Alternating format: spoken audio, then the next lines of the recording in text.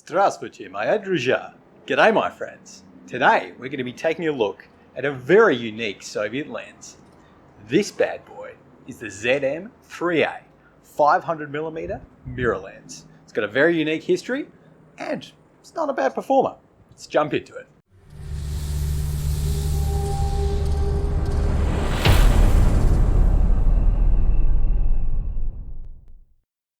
Righty guys, welcome back to the table. Here we have the ZM-5A, otherwise known as the Zernalsky meniscus. Zernalsky being the Russian for mirror. So it is a mirror meniscus. That gives us a few clues to the actual design of the lens as well. There's not too much glass in this one, and believe it or not, this is actually relatively compact for a 500mm, and it's because of that mirror design, which, as we'll get into later, shows some pretty interesting characteristics, including the famous donut bokeh.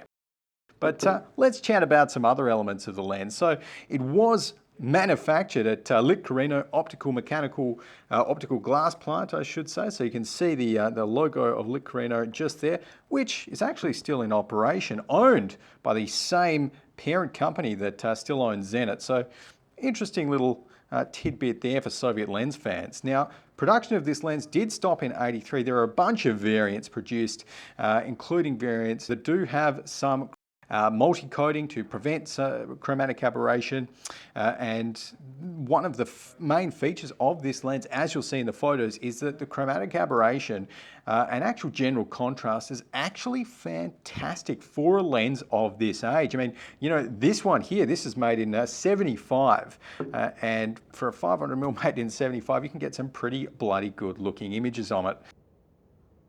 It's also worth noting that it's not the brightest tool in the shed, and I don't mean that as an insult. It does actually have a very low light transmittance factor, which effectively means that this lens's f8 is not going to be the same f8 as on, say, a modern 35mm nice and bright prime. So outside of that, I've also got to show you the most impressive part of the lens, which, to be honest, is almost the case. I mean, some modern manufacturers could take a note at what this case comes with. It's a beautiful big leather case, comes with a filter holder built in to keep your 4 77mm filters that will come with this lens, all screwed in together, and you can just pop these on the top. There's a UV, neutral clear, a green and an orange filter as well, and they all work great, you know, not inferior to today's filters in any distinguishable fashion. Outside of that though, weight-wise, this is a big boy or a big girl, and 1.1 kilos thereabouts is what it's going to set you back in the pack. They did make a version without this tripod mount that did actually shave off 600 grams, so props to them for at least trying to keep it under control in the later versions. But honestly, if you're going to buy it, just bloody buy the big one. That's why you carry this lens around and pretend you look like a pro. Outside of that though, this lens does focus past infinity, so you can actually mount it to just about anything natively. I've got it with the Nikon to M42, just flange adapter here, thin one, no glass in it, and because it focuses way past infinity, it's going to work on just about any modern DSLR with no problems at all. That was actually a design feature of the lens. It's meant to focus past infinity so that when it was nice and cold, nice and chilly in the Soviet winters, minus 20 degrees, with all the kind of mechanics seizing up a little bit, all the materials constricting, you can still focus it to infinity. Not a bad design choice. But outside of that, look, it definitely has its own characteristics. It can only be explained when you take a look at some photos, so why don't we go and do that? Alrighty guys, here we are jumping right into it with the ZM-5A. I've got lots of nature shots here to take a look at. First off, got this little bird fella. He's having a nice time on the tree. I should mention all of these shots taken with the Nikon Z6 as well, which has fantastic in-body stabilization, which is a must, because what you'll find when you're shooting the ZM-5A is that you'll think a shot's sharp, you'll go into post, you'll zoom in at 100%, and you'll realize, bloody hell, she's just out of focus, or she's just got a bit of motion blur on it. So the Nikon Z6 can highly recommend for this sort of work, just because of that stabilization. But anyways, on to the photo now. Just applied a few light edits to this. Now what you will find is that you will probably be wanting to put a separate sharpening pass on your main focus points with your ZM photos, just to really make them pop a little bit. But as you can see, eyes in focus at 100% doesn't look anything but sharp, and it's a pretty nice image. Now I picked this image second because it's a good example of what not to do with the ZM-5A.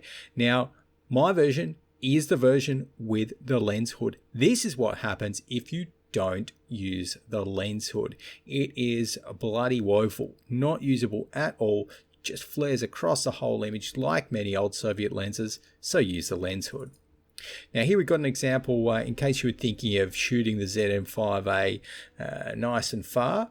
So this is actually a photo of the Perth city skyline from quite a ways away. And as you can see, you know, it's resolving it. You can read stuff, but she's, again, not the sharpest tool in the shed. So, you know, don't take this lens thinking that, you know, at infinity focus, you're going to get a perfectly crisp image. You're going to get an image that maybe zoomed out is usable, but I don't think infinity is this lens's strong point. Here we go. Here's a nice one. You can really see the amazing contrast and lack of chromatic aberration that the ZM-5A displays. This is a very hard scene to shoot.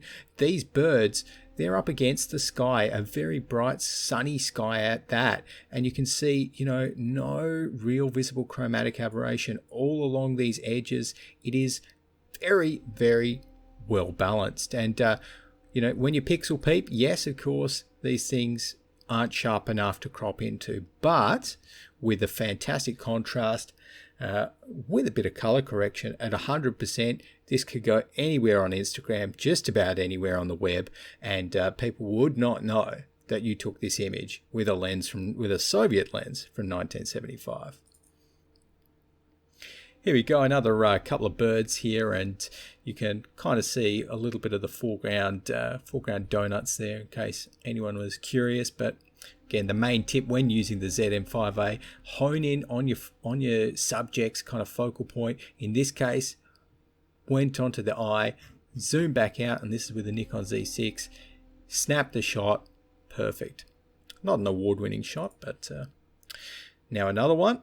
This one kind of illustrates what I actually like about the donut bokeh of the ZM-5A, and in this instance I think it turns what is a pretty boring image if you don't have the donuts into something kind of interesting. You know, they're creating a really nice pattern here, you know, behind these ducks on the trees, and it's you know, quite something to look at. It you know, keeps it a little bit interesting as opposed to just a photo of two ducks. And you can again see the great tones that the ZM-5A is creating with these rocks here. Now, this one's a little wallaby fella just over in Sydney actually, and you can see great sharpness. You can pick out the little individual kind of hairs on his face.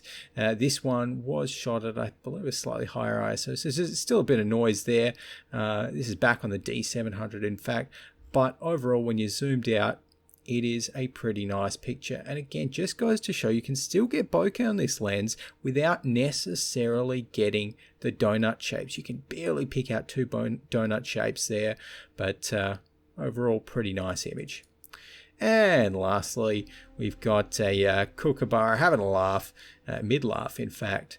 And again, this kind of shows off all the different characteristics of the lens that are pretty good in my opinion. You've got the front out of focus elements here, which are a little bit interesting. Some might say a touch busy, but you know, again, you could still crop in and just leave a touch of those still in the frame.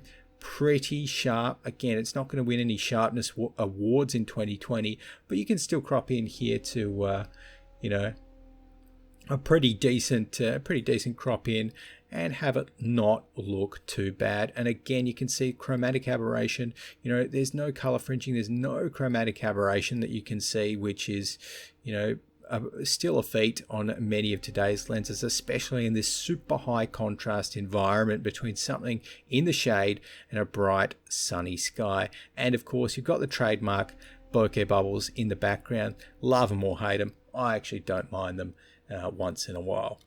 And a bit of a bonus here, we've got a video with the ZM-5A. As you can tell, handheld, it's a bit of a struggle to shoot. So there you have it, guys. What a bloody impressive lens. $100 and you get yourself well, this entire package with a build quality that in today's lenses, they can only bloody dream of. So if you're looking to get yourself into the 500mm focal length range, have a bit of fun with some long distance shooting, definitely give the ZM-5A a crack. And until next time, this has been Soviet Lens Reviews. Remember, like, comment and subscribe. I'll see you then. Just for that.